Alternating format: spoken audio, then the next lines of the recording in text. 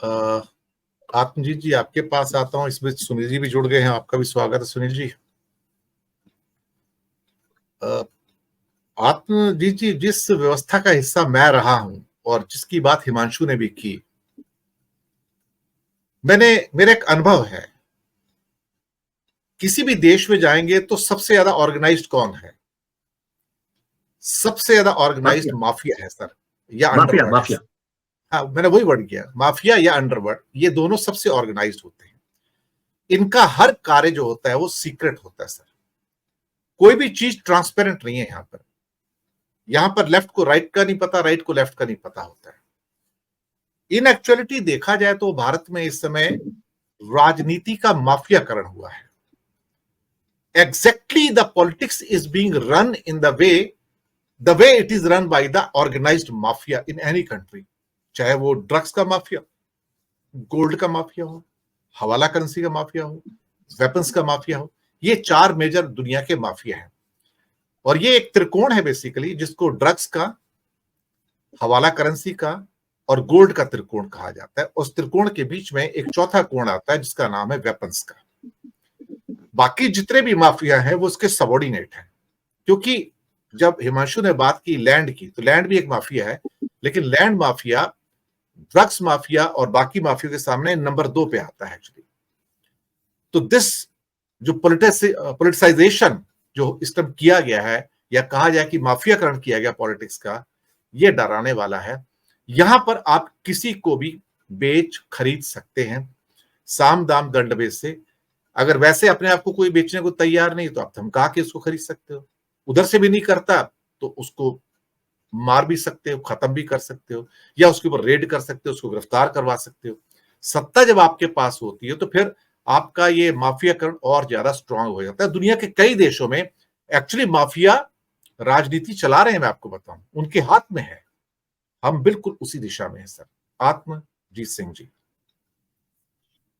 जी दिनेश वोरा जी, mafia की बात आपने कही तो अगर आप वर्ल्ड पॉलिटिक्स देखें आज की डेट में, जो इजराइल में हो रहा है, नेतन्याहू से बड़ा माफिया कौन है?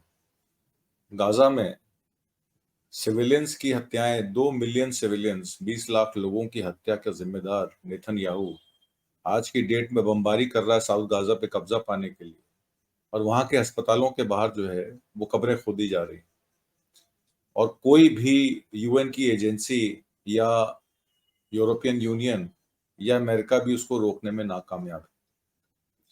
तो इसी से प्रेरणा लेकर हमारे देश की पॉलिटिक्स भी जो एक्सट्रीम राइट विंग हो गई।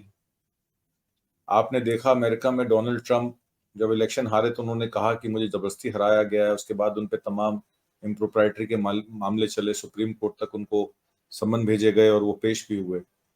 आज वो फिर सत्ता पे काबिज होने के लिए पूरा जोर लगाए हैं कि वो फिर से प्रेसिडेंट बन जाए अमेरिका के।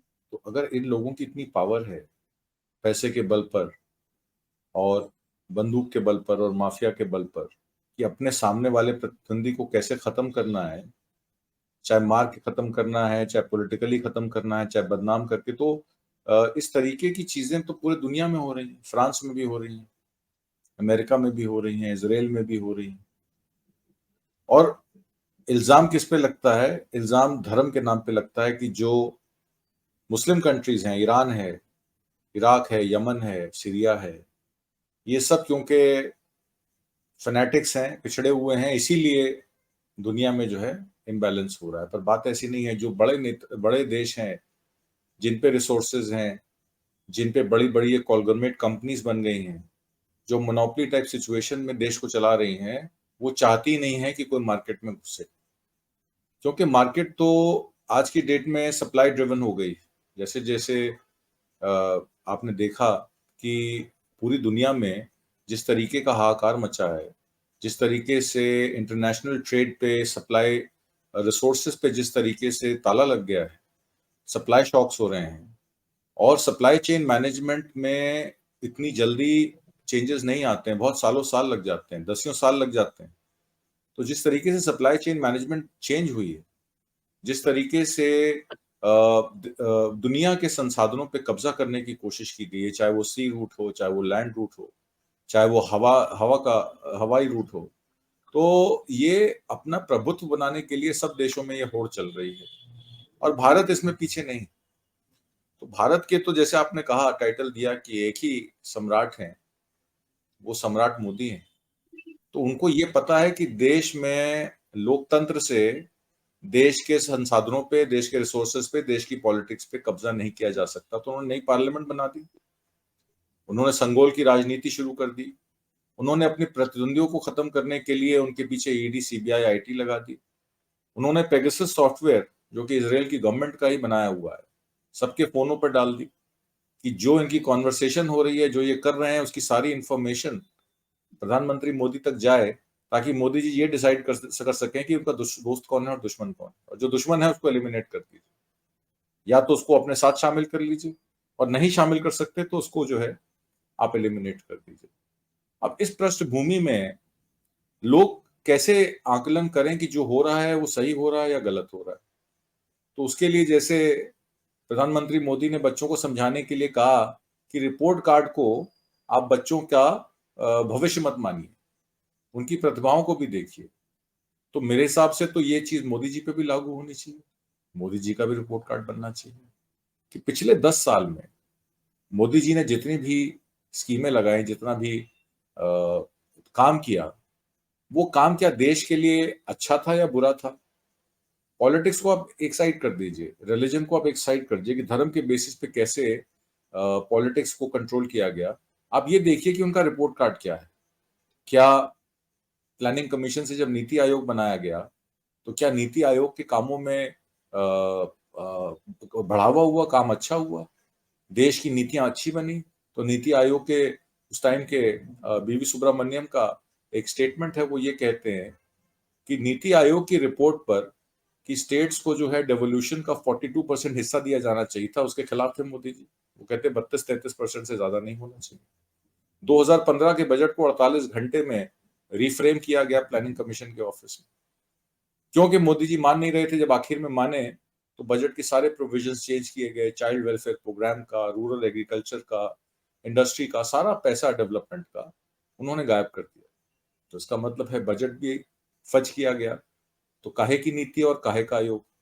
तो नीति आयोग के नाम पे जिस तरीके से सरकार ने पब्लिक के साथ धोखा किया पॉलिसीज बनाने के क्षेत्र में, बजट बनाने के क्षेत्र में, तो वो बात उन्होंने उजागर की। उसके बाद भाजपा सरकार का अगर आप दूसरा मामला ले लें, विधायिका का, 2015 में उन्होंने कहा कि सिटीजनशिप अमेंडमेंट एक्ट आना चाहिए और यूनिफॉर्म सिविल कोड आना चाहिए। यूनिफॉर्म सिविल कोड तो उन्होंने स्टेट्स पे डाल दिया। जो डबल इंजन की सरकारें थी, बीजेपी शासित प्रदेश थे, उसमें यूसीसी लागू हो गई। अब उत्तराखंड में भी लागू होने जा रही, नोटिफिकेशन होने जा रही अगले 4 दिन में। और सीए जिसमें रूल्स बनाने थे, वो रूल्स तो उन्होंने पता नहीं कब बनाए या नहीं बनाए, उसको अब नोटिफिकेशन जारी की कि सीए अब लागू हो। मतलब 8 साल 6 साल बाद, 6 साल या 6.5 साल बाद अब सीए लागू हो रही, क्योंकि आपको पता है इलेक्शन में कोड ऑफ कंडक्ट आ जाएगा, तो उससे पहले सरकार को सारे काम पूरे करने हैं। तो आनंद फानंद में सीए भी लागू हो जाएगी। क्या स्वरूप होगा, कैसे लागू होगी, या खाली नोटिफाई होगी और 2024 के इलेक्शन के बाद लागू होगी? तो इन बातों पे कोई क्लैरिफिकेशन नहीं। तो सरकार क्या कर रही है, इस पे कोई क्लैरिफिकेशन नहीं। फिर मोदी जी ने 2014 में कहा था कि देश में काला धन आएगा और देश का पैसा मैं जाने नहीं दूंगा, मैं देश का चौकीदार।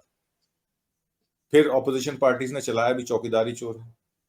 विजय माल्या को भगाने वाले, मेहुल चौकसी को भगाने वाले, नीरव मोदी को भगाने वाले मोदी जी खुद है। अब वो जो फ्रॉड हुआ इस देश के साथ, तो देश का 20-20, 25-25, 30-30 हजार करोड़ रुपए लेके ये पूंजीपति लोग भाग गए और उनकी अभी तक एक्स्ट्रेडिशन नहीं हुई है। क्या मोदी जी उसके जिम्मेदार नहीं है? उसके बाद कोविड-19 आ गया 2019 में। कोविड-19 आया तो उसमें पलायन हुआ लेबर का। वो पलायन आज की डेट में भी रिवर्स नहीं हो पाया। लेबर अवेलेबल नहीं है अर्बन एरियाज में, और रूरल एरियाज में इतना डिस्ट्रेस है कि मनरेगा में परिवारों की संख्या बढ़ती जा रही काम मांगने वाले। इस साल के पिछले महीने में, अक्टूबर में 3 करोड़ लोगों ने काम मांगा। तो अब आप देखिए कि लॉकडाउन में, कोविड-19 में भी 3 करोड़ मजदूर काम मांग रहे थे, और 2023 में अक्टूबर में भी 3 करोड़ परिवार काम मांग रहे हैं। तो इसका मतलब है रूरल डिस्ट्रेस है, रूरल इकोनॉमी डाउन है। आपने कहा कि आप जो है जीडीपी को और देश को प्रगति के क्षेत्र में लेके जाएंगे और देश में 5 ट्रिलियन इकोनॉमी अगले 3 साल। आज भी इकोनॉमिक अफेयर्स मिनिस्ट्री की एक रिपोर्ट आई है जो कहती है कि देश जो है प्रगतिशील है और 5 ट्रिलियन इकोनॉमी अगले 3 साल में 7% पे ग्रो करेंगे और अगले 5 साल में हम 60 ट्रिलियन इकोनॉमी बन जाएंगे। ये फिगर्स जो सरकार दे रही है उसका रोड मैप क्या है वो किसी को पता नहीं। अगर आप हकीकत देखें और सरकार की बयानी देखें तो उसमें जमीन आसमान का फर्क है जी। और भी बहुत सारी चीजें हैं। अगर आप इन चीजों पे वार्ता शुरू करेंगे तो हम लोग कहते नहीं थकेंगे, पर बात ये आ जाती है कि मोदी जी ये सब कुछ छोड़कर हिजाब पे लग जाते हैं। आज उनकी सरकार जो है उधर राजस्थान में हिजाब को लेकर जो है उसमें तमाम प्रोपेगेंडा की है। कर्नाटक में उनका हिजाब वाला मामला नहीं चला तो राजस्थान में सरकार बनाते ही उन्होंने कहा कि सरकारी स्कूल में जो है हिजाब जो है बैन होना चाहिए, सिंगल यूनिफॉर्म जो है उसी को लागू करना चाहिए, मीट नहीं बिकना चाहिए, मुसलमानों की कॉलोनियों को खत्म कर देना चाहिए, उनका गेटवाइजेशन कर देना चाहिए। तो देश के 80% लोगों को साथ लेकर सोशल जस्टिस के फॉर्मूले को हाईजैक कर कर देश की 20% माइनॉरिटी पे अत्याचार कर कर अगर ये सरकार अपने उपलब्धियों को सेल्स और मार्केट कर रही है तो ये सेल्स और मार्केटिंग और कुछ नहीं कि एक कंपनी होती है जो अपना पर्चा बनाती है, अपना एडवर्टाइजिंग करती है कि हमारा प्रोडक्ट बहुत अच्छा है, पर जब उस प्रोडक्ट को यूज किया जाता है और वो प्रोडक्ट खराब निकलता है और प्रोडक्ट चल ही नहीं पाता और लोग अपना रिफंड मांगना शुरू हो जाते हैं तो वो कंपनी आज नहीं तो कल बंद हो जाएगी। जी, वो कंपनी ज्यादा समय नहीं चलने वाली। जी दिनेश जी, आपने सही